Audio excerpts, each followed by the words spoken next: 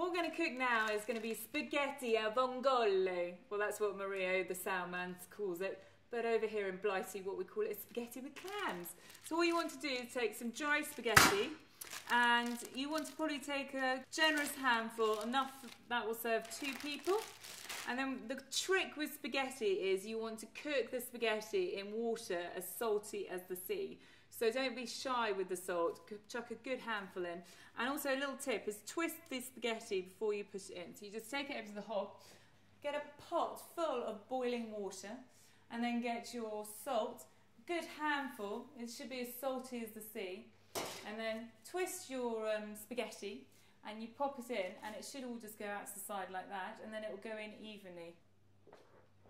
So for the spaghetti a vongole bit, what you need is to get rid of the pasta. So you just get a good couple of plump cloves of garlic, and then you just use the side of your knife and a good clout, and just take the root off, and then it just all folds out. Now, if you don't like garlic, you don't need to put it in. So you can roughly chop it, and then the technique to crush it is you just put your blade down and push away from it. If it's not working for you, what you can do is get a bit of sea salt on there, and it acts as an abrasive to break down the membranes of the garlic. So just bash that. Alternatively, if you can't be bothered with that, get a garlic crusher. Bash that. This kind of dish you've got to get ready in stages. So I'm going to put the pan on to heat up. And then what we're going to do is take a chilli. Then you can just roll that if you wanted to, like so. And then chop off all the ends. And then if you just do that, all the seeds fall out. Quick little tip there. Throw that to the side. Now, how fiery does anyone want it? I'm feeling in a little feisty mood. So just chop that up. Roughly. You know, a lot of people don't like chopping things, and so for convenience sake, that's a perfect way. Right. Over to the side. Then, tomatoes. Not everyone puts tomatoes in. I love anchovies in mine as well. If you've got some anchovies, they work really well. They're lovely ones in a tin or a jar. Just pull them out. And again, you can bash those together with the garlic in a food processor, pestle and mortar, anything like that. Then you want to take some flat leaf parsley. Don't use that curly stuff. It generally has a lot of grit in it. I hate it. You end up picking it out of your teeth forevermore. Okay. And again, just roughly chop that. Okay, we're nearly ready to go. So heat the pan up until it's really nice and hot, and then you've got to get yourself some lovely fruity olive oil. This is extra virgin olive oil. You can tell that by the colour of the olive oil. It's lovely and lovely green colour.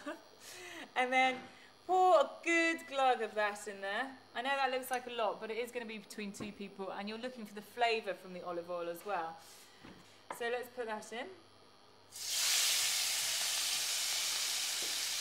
Like so. And you can keep some parsley back if you wanted. Right.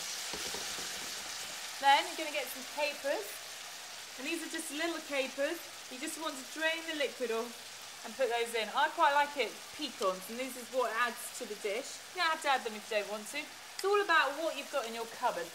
Okay, put the lid on. Now, clams. Clams are the beautiful little shellfish with the mottled shells on them, and you just want to make sure that they're all shut before you use them. Get rid of anything that's cracked like that, because that's going to give you food poisoning. You don't want that. And then what you want to do is, when that's really nice and hot, which it is, we'll just toss that around a bit. Just drain them of the water. If you're a farmer's daughter like me, you like a good old portion of clams, so you've probably got big hands like me, so you'll get more in there. Okay, then of course you need the obligatory little white wine, so put a good dash of that in. Give that a shake, put the lid back on. 2-3 minutes max, that's all you need. Let's move that to one side. Oh, I've made a right mess here. So, drained pasta, a nice serving bowl. So, let's have a look at the clams. Oh, just as I opened the pan up, it just went bing! It was great. So you can see they're all just opening up there. Just give it a little shake, make sure that everything's open. And they're all opened up now. So get your drained spaghetti and put that into your dish like so. Turn the heat off because you don't need any more heat because you don't want to overcook those clams. Little seasoning. Now how simple is that? 10 minutes, start to finish, no problems at all. So let's serve that up. And try and just sort of swirl the spaghetti round a little bit when you put it in there, and try and put some clams dotted around in the middle of it. You don't want it all spaghetti and then all the clams at the bottom or at the top. Oh, happy days! I think Mario's going to like this, the salmon. He's probably going to tell me I didn't really do it properly. But you know what? This is the Sal version. And I think any cooking should just have whatever you've got in the cupboard. Again, don't add in the ones that haven't opened up because they could give you food poisoning. So just put those to one side. Then pour over a little bit of the juice. Oh, that's the best bit. Yum. And then finish it off with some flat leaf parsley and dunk in with lots of crusty bread.